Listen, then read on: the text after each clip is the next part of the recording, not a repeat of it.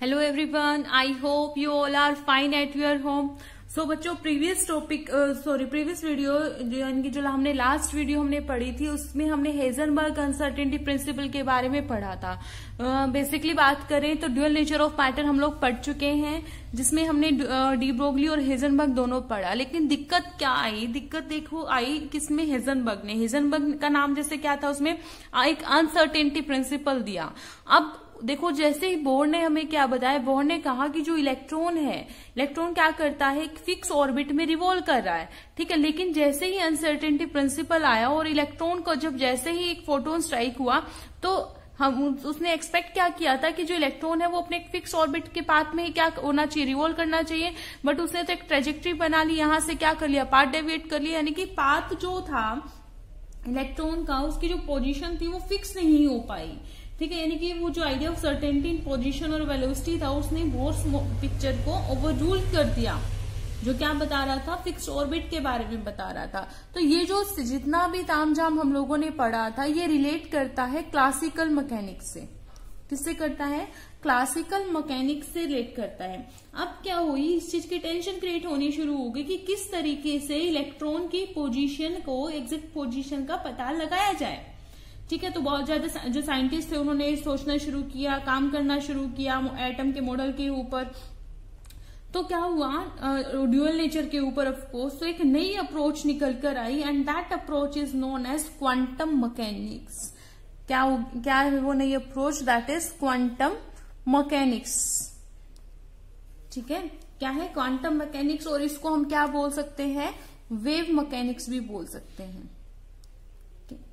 क्या बोलेंगे बच्चों? वेव मैकेनिक्स बोलेंगे। तो अगर मैं डिफाइन करूं कि what do you mean by quantum mechanics, तो कह सकते हैं this is the branch of science that takes into account the dual behaviour of matter.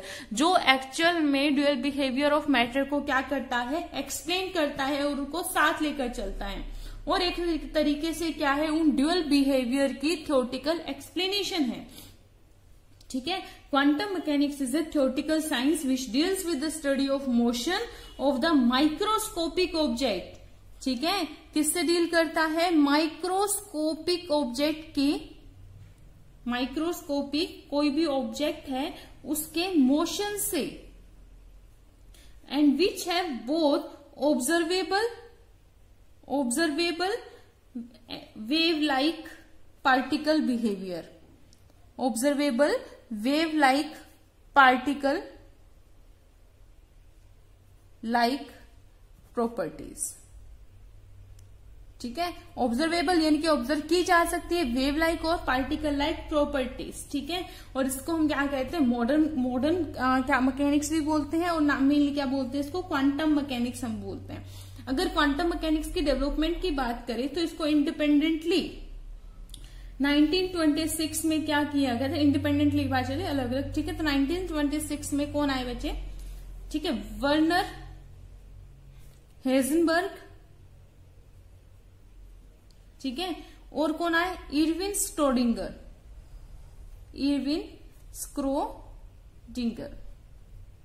ठीक है।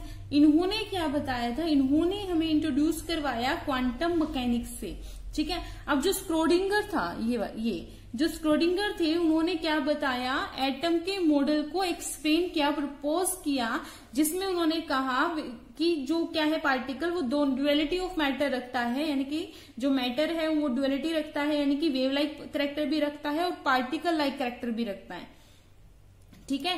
क्योंकि जो हमारी क्वांटम मैकेनिक्स थी उनके बीच में ये चीज भी थी, क्योंकि वो ये भी चाहते थे कि एक इस तरीके की खोजो, इस तरीके का मॉडल ऑफ एटम निकल के आए जो अनसर्टेनिटी को भी फॉलो करे, हेजनबर्ग अनसर्टेनिटी को भी फॉलो करे, और जो इलेक्ट्रॉन का जो पाथ फिक्स नहीं हो पा रहा था, जो ड्यूअलिटी ऑफ मैटर को भी बताए और इलेक्ट्रॉन के बारे में बताएं। मतलब ये सारी चीजें वो क्या कर रहे थे, एक्सपेक्ट कर रहे थे कि इस तरीके की कोई चीज निकल के आए, और वही कौन एक्सप्लेन करता है? Quantum mechanics. ये सारी चीजें जो भी हैं आपकी माइक्रोस्कोपिक ऑब्जेक्ट से लेके, वो क्वांटम मैकेनिक्स कंप्लीटली एक्सप्लेन करता है। तो इन्होंने, मैं स्क्रोडिंगर की बात कर रही हूँ, तो स्क्रोडिंगर ने ड्यूअल नेचर ऑफ मैटर को भी एक्सप्लेन किया और साथ साथ हेजनबर्ग अनसर्टेनिटी को भी एक्सप्लेन किया। That is why this model is known as quantum mechanical model of atom. ठीक है, अब जब 1927 में इरविन स्क्रोडिंगर ने क्या किया, फिर से एक चीज डिस्क्राइब की। किसने? Irwin Schrödinger. हर किसी की प्रोनाउंसिएशन अलग अलग होते, कोई इसको श्रोडिंगर भी बोलता है, तो what ever you called that doesn't matter, I will call it Schrödinger. ठीक है, तो जो स्क्रोडिंगर थे 1927 में, उन्होंने डिस्क्रिप्शन दिया about the wave motion of the electron and the 3 dimensional space around the nucleus. कि देखो जो इलेक्ट्रॉन है, देखो कोई भी एटम है वो क्या होगा, 3D में होगा। 3D का मतलब क्या होता है? 3D का मतलब होता है कोई चीज ऐसे भी मूव कर रही है, लेफ्ट टू राइट भी जा रही है, कोई चीज अप टू डाउन ऐसे भी जा रही है, और ऊपर से नीचे, यानी कि 3 डायमेंशन हो गए, 1, 2 और 3। ठीक है, तो इन्होंने डिस्क्राइब किया किसको? इलेक्ट्रॉन की मोशन को, वो भी वेव मोशन। इलेक्ट्रॉन आप पार्टिकल भी पार्टिकल लाइक नेचर तो मान के चल ही रहे हैं साथ में, ठीक है, और उसके उस इलेक्ट्रॉन जिसको आप पार्टिकल बोल रहे हो, उसके वेव नेचर को एक्सप्लेन किया किसमें? 3D में। दोबारा सुनिए क्या किया 1927 में स्क्रोडिंगर ने। उन्होंने इलेक्ट्रॉन के, जिसको आप पार्टिकल मानते हो, उसके वेव लाइक नेचर को 3 डायमेंशनल में एक्सप्लेन किया।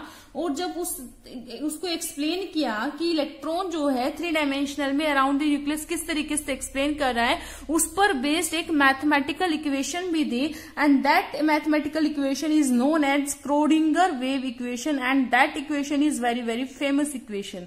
ठीक है, तो बच्चे एक बात जरूर याद रखिएगा, क्वांटम मैकेनिक्स बहुत बहुत इंपॉर्टेंट टॉपिक है।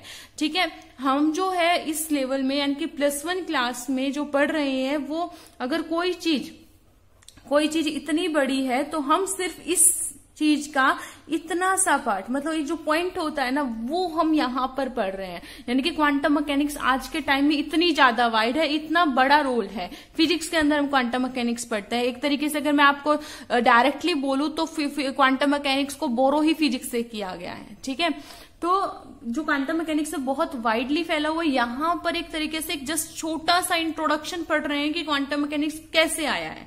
ठीक है, यानी कि इतनी बड़ी चीज का इतना सा पार्ट हम यहाँ पर पढ़ रहे हैं। अभी भी मतलब इसका तो आइडिया नहीं लगा सकते हैं कि क्वांटम मैकेनिक्स कितना ज्यादा फैला हुआ है।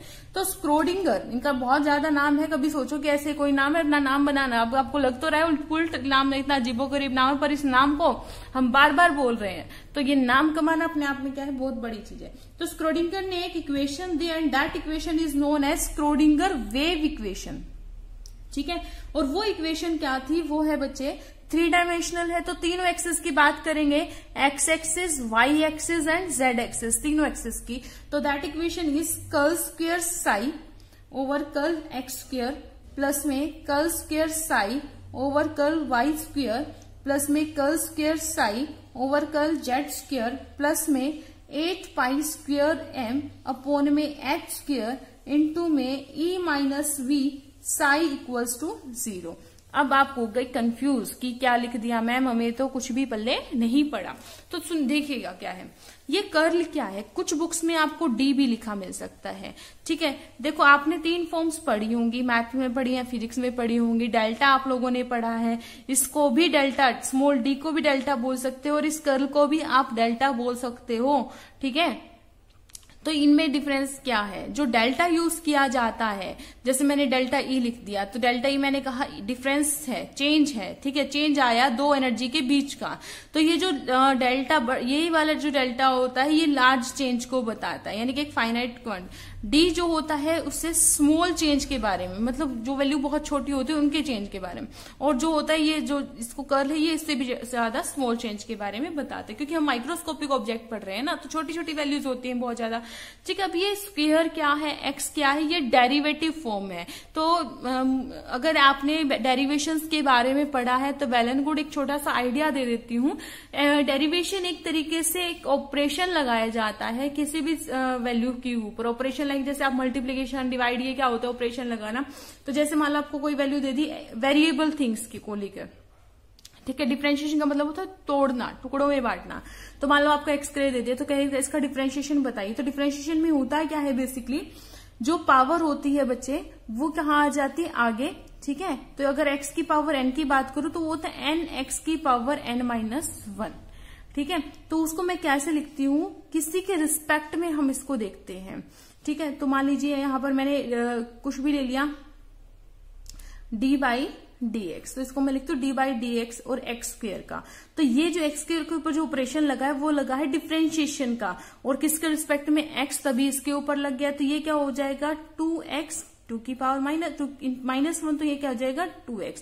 तो ये तो था आपने जब एक बार इसको डिफरेंशिएट किया। अगर अब यहां से जो आंसर मिला इसको अगर आप दोबारा डिफरेंशिएट कर देंगे तो क्या लिखा जाएगा d²/dx²। ठीक है। तो अब यहाँ पे x की पावर कितनी है 1, तो 1 आगे आएगी, 2 × 1 x 1 - 1।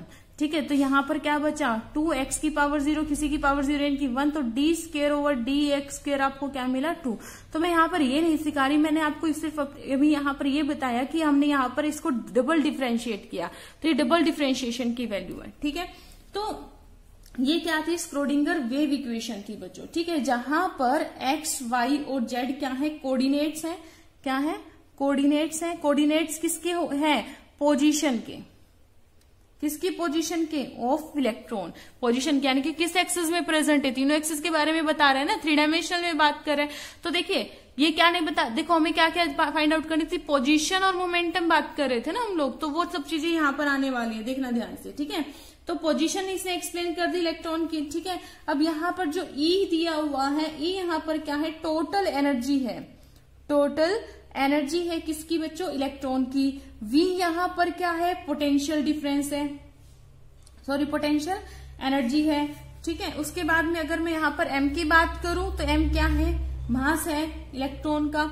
ठीक है। x, y, z आपको पता चल गया। और यहाँ पर ये मैंने त्रिशूल सा बना दिया, आई नो आप लोगों को त्रिशूल लग रहा होगा, इसको हम बोलते हैं साई। क्या बोलते हैं बच्चों साई इसको बोलते हैं। और ये साई क्या है एम्पलीट्यूड है, एम्पलीट्यूड ऑफ दी वेव, क्योंकि आप इलेक्ट्रॉन को क्या बता रहे हैं wave like character, wave equation है ना उसकी, तो वेव लाइक कैरेक्टर बता रहे, तो आपने एम्पलीट्यूड पढ़ा था।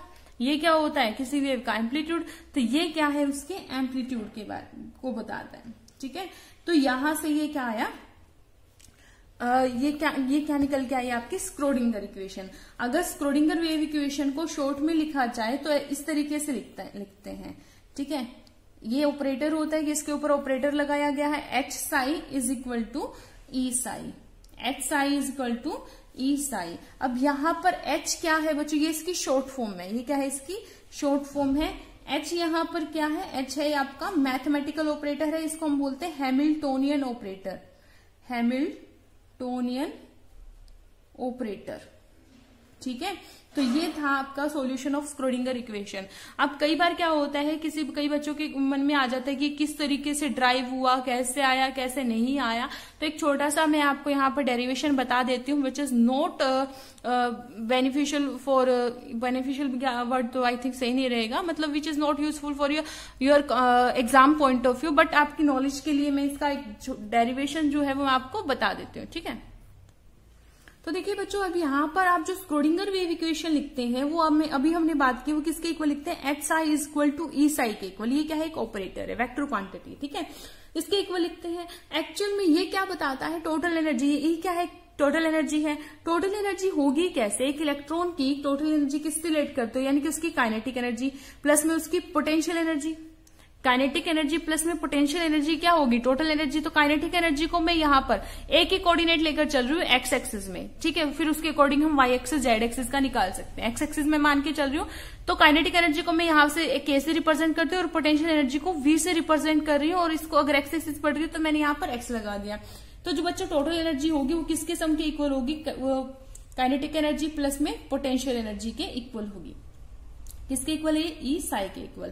तो भाई अकॉर्डिंग टू क्वांटम मैकेनिक्स इनकी जो काइनेटिक एनर्जी है पोटेंशियल एनर्जी है वो फाइंड आउट की जा चुकी है। अब यहाँ पर अगर काइनेटिक एनर्जी की बात करती हूँ तो वो होती है h कट स्क्वायर अपॉन में 2m कर्ल स्क्वायर अपॉन में curl x square. X axis में बात कर रही हूँ तो ये है काइनेटिक एनर्जी होती है। ठीक है। ये आपको याद करनी है, याद नहीं भी करोगे तो भी चलेगा, मैंने पहले ही बोल दिया डेरिवेशन इतना इंपॉर्टेंट नहीं है, ये क्वांटम मैकेनिक्स से निकाली है वैल्यू। ठीक है। तो मैं यहाँ पर ये वैल्यू पुट करती हूँ तो क्या आ जाएगा h कट स्क्वायर अपॉन में 2m माइनस की h कट स्क्वायर। ठीक है।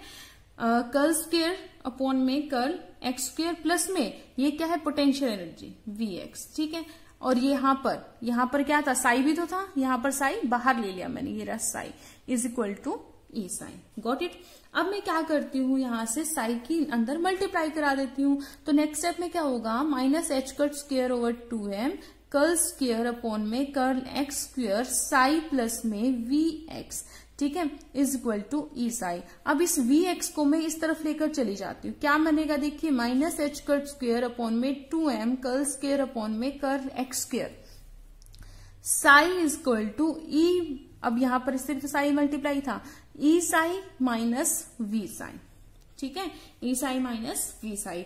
अब देखिए मैं क्या करूंगी, मैंने क्या किया, ये वाली जो क्वांटिटी है minus h cut square 2m, इसको भी मैं उस तरफ ले जाके मल्टीप्लाई करा दूंगी। तो यहां पर ये क्या हो जाएगा, रिवर्स में हो जाएगा। यहां से मैंने क्या ले लिया, साई कॉमन ले लिया। तो देखिए क्या बनेगा बच्चों, तो यहां से बनता है दैट साई स्क्वायर अपॉन में curl square psi over curl x square रह जाएगा। तो यहां पर साई मैंने कॉमन ले लिया और ये क्या हो जाएगा, रिवर्स में माइनस 2m अपॉन में एच कट स्क्वायर इंटू में ई माइनस वी अपॉन में साई। मानते हो इस बात को, ठीक है। अब मैंने क्या किया, अब नेक्स्ट स्टेप में ये वाली जो क्वांटिटी है, ये इसको भी मैं उस तरफ ले जाती हूँ, ठीक है। अब ये जो क्वांटिटी थी यहाँ पर, ठीक है, यहां बाहर माइनस था ऑलरेडी, यानी कि ये वाली क्वांटिटी मेरी माइनस में रही। अब ये माइनस में इसको मैं उस तरफ लेकर जाऊंगी तो प्लस की हो जाएगी और इधर क्या रह जाएगा, जीरो। क्या रह जाएगा बच्चों, जीरो। तो क्या बन जाएगा, curl square psi upon curl x square plus में माइनस में यहां से क्या आ जाएगा, माइनस आ जाएगा। अच्छा यहाँ पे मैं ऑलरेडी माइनस इधर ले गई, माइनस इधर ही रहेगा, ये वाली क्वांटिटी इधर आएगी। प्लस में क्या आ जाएगा बच्चों, 2m H cut square E minus we psi. कुछ नहीं किया, यहां से पहले इसको नहीं, माइनस मैंने यही छोड़ के गई, 2m over H cut square को इधर लेकर चले गई, ये इधर आ गया, ठीक है। उसके बाद में इस पूरी क्वांटिटी को उठाकर इधर ले गई, तो ये माइनस था तो इधर जाके प्लस में हो गया, तो मैंने इसको इधर लिख दिया। तो यहाँ पर क्या बच जाएगा, जीरो, इक्वल टू आ गया जीरो, ठीक है। अब मैंने आपको एक बात बता रखी है दैट एच कट किसके इक्वल होता है बच्चों, h ओवर 2 पाई के इक्वल होता है। तो यहाँ पर मैं एच कट की वैल्यू पुट करती हूँ, then we will get curl square psi over curl x square plus में 2m, ठीक है, एच स्क्वायर और 2 पाई का square E minus we psi equal to zero. तो वैल्यू पुट कर दी मैंने एच कट की, ठीक है। अब यहां से जब इस वैल्यू को सोल्व करेंगे then we will get curl square psi over curl x square plus में 2m ओवर एच स्क्वायर। तो यहां से क्या आ जाएगा, 4 पाई स्क्वायर, 2 दूनी 4 और पाई का स्क्वायर, ठीक है, इंटू में e minus we psi equals to zero, ठीक है। अच्छा यहां से क्या हो जाएगा, कर्ल साई स्क्वायर अपॉन में curl square psi upon curl x square plus में 4 दूनी 8 pi square m over H cut square E minus we psi equals to zero.